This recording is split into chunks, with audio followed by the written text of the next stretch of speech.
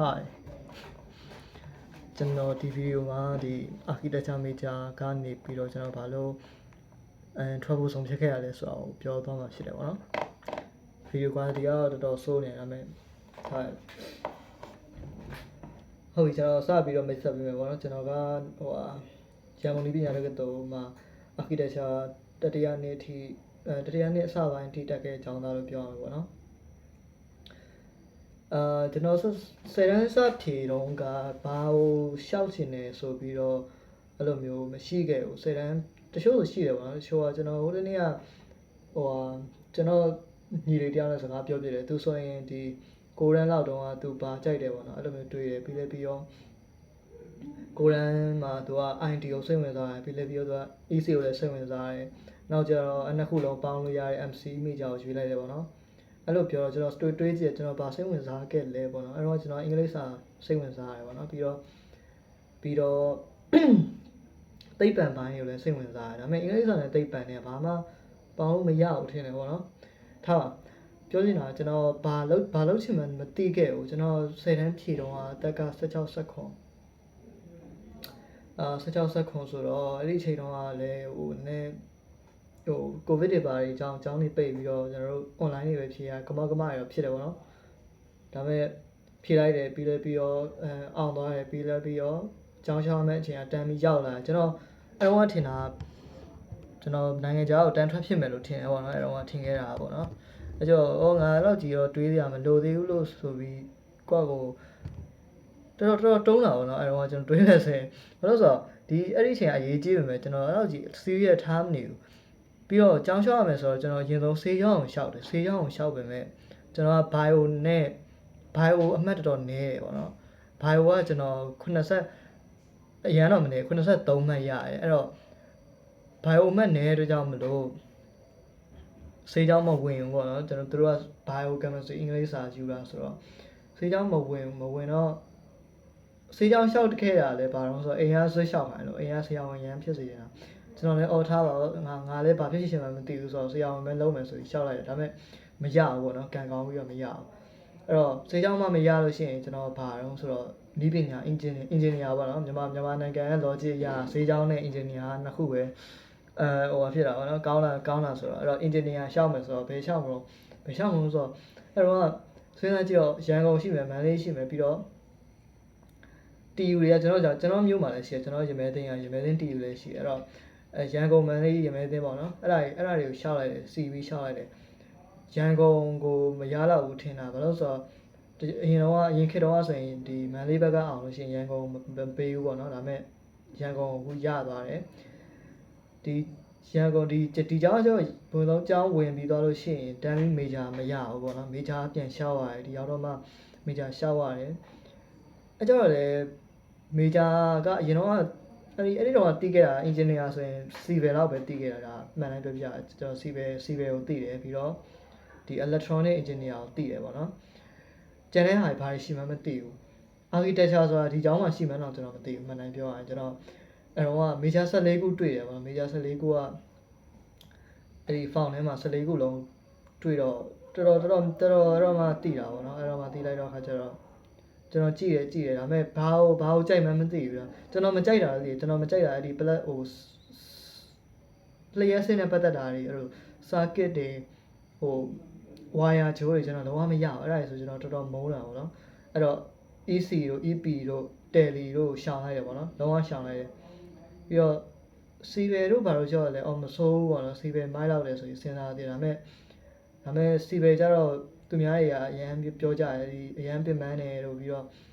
site ထဲမှာတနေကုန်နေရတာတော့ဘာလို့အဲ့လိုပြောကျွန်တော် civil ကိုမလျှောက်ရဲဘူးပေါ့နော်civil ကတော့ဒီမှာအမှန်မြင့်ဆုံးရှောက်ရင်တော့ရချင်မှရမယ်ပေါ့နော်အဲ့တော့ခါကျတော့အဲ့မှာ live ကြည့်တော့ကျွန်တော်ဘီသူကာဆိုတာတွေ့ရမှာဘီသူကာဆိုတာစရင်ထဲမှာတွေ့တော့နေဘီသူကာဆိုတော့ကျွန်တော်ကပုံဆွဲတာကြိုက်တယ်အဲ့ဒါအရင်တော့နဲ့ကပုံဆွဲတာသဘောကျတယ်ငယ်တော့ကလည်းအရင်ပုံဆွဲရတယ်အားပြီးဆိုရင်ဝါယာထိုးပြီးတော့ဒီမိန်းကလေးပုံတွေဆွဲတယ်ပြီးရင်အိမ်ပုံတွေဆွဲတယ်ပေါ့နော်ကျွန်တော်အမေပြောပြတာပေါ့တခါလေနေရန်ဒီမှာတော့ဆွဲရလို့ပြောတယ်နေရန်ဒီမှာဆွဲတော့ခါကျတော့မဆွဲအောင်ဆိုပြီးတော့စားဝယ်ပေးရတယ်ပေါ့အဲ့တော့ဘီသူကာဆိုမစိုးဘူးပေါ့ဘီသူကာလည်းမျက်လုံးထဲပေါ်လာပါအောင်ဆိုတော့ဒီဖျားတွေမှာတွေ့ရတယ်အဲ့ဒီ ဘီသူကလက်ရတယ်ပေါ့နော်အဲ့ဒါကြီးတွေ့ရအမဟုတ်ကျွန်တော်ပြောချင်တာကျွန်တော်ရဲ့ဘီသူကဆိုရင် knowledge ကလည်းဘာမှရှိမနေပါတော့ဘာမှရှိမနေပဲねဒါပေမဲ့ရွေးစရာလည်းမသိနေဘူးဗျာအချိန်ကလည်းကတ်နေပြီဆိုတော့ကျွန်တော်ဘီသူကကိုရှောက်လိုက်တယ်ပေါ့နော်အိမ်ကလည်းကျွန်တော်ဘာရှောက်ဒီမှာအကြောင်း engineer အကြောင်းတက်ပြီးတော့ဘာသူတို့ဘက်ကတော့စိတ်ဝင်စားမနေဘူးဗျာရှောက်လိုက်တယ်ပေါ့နော်ရှောက်လိုက်တော့ခါကျတော့ဒါကျွန်တော်ဘီသူကဘယ်လိုရှောက်ဖြစ်လဲဆိုတော့ story ပေါ့ပြောရမယ်ဆိုတော့အဲ့လိုပဲအဲ့လိုဖြစ်သွားတာဘာမှဟို direction လည်းရှိမနေဘူးဟိုရည်ရွယ်ချက်လည်းရှိမနေဘူးအဲ့တော့ဒီရောက်တော့ first year မှာကျွန်တော်ဘာရစတင်အောင်ဆိုတော့ဒီစာရွက်ပေါ့နော်ကျွန်တော် A3 နဲ့တင်ရ A3 နဲ့စပြီးတော့တင်ရတယ်အဲ့တော့အဲ့ဒီစာရွက်မှာဘောင်ခတ်တာတွေဘာတွေစတင်ရတယ်ပြီးတော့ first year မှာဆိုတော့ major ဘာသာရပ်ကတစ်ခုပဲရှိတယ်ကျွန်တော်က minor တွေပေါ့နော်မြန်မာစာတွေအင်္ဂလိပ်စာတွေသင်ချာ physics chemistry ပြီးတော့ဒီ drawing ဘာသာတစ်ခုပေါ့အဲ့လိုသင်ရတယ် first year ကပျော်ဖို့ကောင်းသေးတယ် second year လည်းပျော်ဖို့ကောင်းတယ်ဘာလို့ဆိုတော့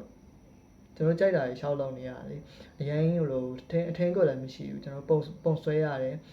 ဒီဘယ်လို line တွေဘာတွေသိရမလားလက်တန်းဆွဲရတယ်အဲ့တော့မှအာခီဆိုတာဘာအောင်ဆိုတော့တဖြည်းဖြည်းမျက်လုံးထဲမှာပေါ်လာတယ်အာခီဆိုတာဒီလိုမျိုး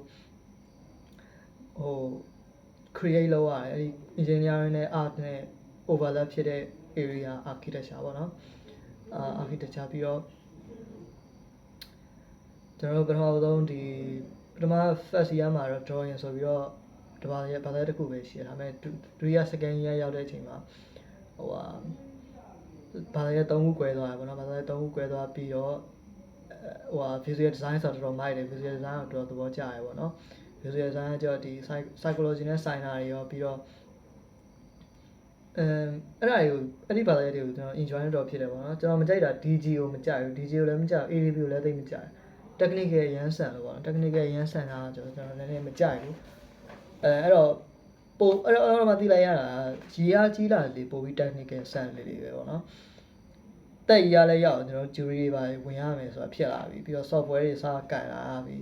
AutoCAD တွေ SketchUp တွေပေါ့နော်အဲ့ဒီအချိန်မှာကျွန်တော်တော်တော်သိလိုက်တာငါဒါတွေကိုလုံးဝမလုပ်ချင်ဘူးကွာသိလားသူတို့လောက်ခိုင်းတာတွေလိုက်မလုပ်ချင်ဘူးဘောင်နေစီးရမ်းများလို့ねကျွန်တော်ကပုံဆွဲချင်တယ်ပေါ့နော်ပုံဆွဲရအောင်မှဟိုလို detail တွေပါမရဘူးကျွန်တော်ဆွဲလို့ရှိရင်ပောက်ကြရအဲ့လိုမျိုး abstract တွေပေါ့နော်အဲ့လိုရများတယ် detail တွေပါမရဘူးကျွန်တော် portrait တွေပါမရဘူး shooting တွေပါလည်းမရဘူးအဲ့တော့ကျွန်တော် create တော့လုပ်ချင်တယ်ဒါပေမဲ့သူတို့လောက်ခိုင်းတဲ့ create ကိုမလုပ် creation ကိုမလုပ်ချင်မလုပ်နိုင်စွတ်လုပ်ပေမဲ့သိရမလားဟောငါဘာလို့စွတ်လုပ်နေအောင်ဒါကြီးကိုငါမှမလုပ်ချင်တာသိရမလားအဲ့ဒီစိတ်ကအမြဲတမ်းဟိုပို့ပြီးအားကြီးသွားတာပေါ့နော်အဲ့တော့ကျွန်တော်ဆုံးပြလိုက်တာဒီ laptop ကြီးတစ်လုံးနဲ့ကျွန်တော်ဒီ day work တွေကိုမလုပ်နိုင်ဘူးကျွန်တော်ရဲ့ personality နဲ့လည်းလုံးဝကိုက်မနေဘူးဗျာအဲ့တော့မှသိလိုက်တာပေါ့အပြန်ကားအတွက်မဟုတ်ဆိုအဲ့တော့3နှစ်လောက်တော့စောင့်လိုက်ရတယ်ဒါပေမဲ့အဲ့ဒါကိုကျွန်တော်နှမျောလားဆိုမနှမျောဘူးပေါ့နော်ဘာလို့လဲဆိုတော့တချို့ကိစ္စတွေကလုံးကြီးမှသိရလေဟုတ်တယ်မလားမလုပ်ဘဲနဲ့မသိဘူးဆိုတော့ကျွန်တော်အပြန်နေရက်လိုက်ဖို့လုပ်လိုက်တယ်ပေါ့နော်ပြီးတော့ကိုတကယ်သဘောကျတာကိုပဲကျွန်တော်ပြောင်းပြီးတော့လုပ်မယ်ပေါ့နော်ကျွန်တော်အခုလည်းဘာကိုသဘောကျအောင်ဆိုတာတွေ့နေပြီလို့ထင်တယ်ပေါ့နော်ကျွန်တော်အဲ့ဒါတော်ရှာဖွေရခက်တယ်လူတယောက်ကဘာကိုသဘောကျတော့ဆိုတာကိုအဲ့လိုမျိုးသိဖို့ကတော်တော်ခက်တယ်ကိုအကြောင်းကိုတေချာနားလည်မှရမှာပေါ့နော်ပြီးတော့ try ကြည့်မှလည်းရမှာပေါ့နော်အဲ့တော့လောက်ပါပဲဒါဒီဗီဒီယိုကဒါလေးပြောချင်တော်တော်ရဖြစ်တယ်အဲ့တော့ဟိုကြည့်နေသူအကြံပေးချင်တာဟိုလုံးကြည့်မှတော့သိပါအောင်နော်လုံးကြည့်လိုက်လို့သိသွားတဲ့အချိန်မှာလည်းဟို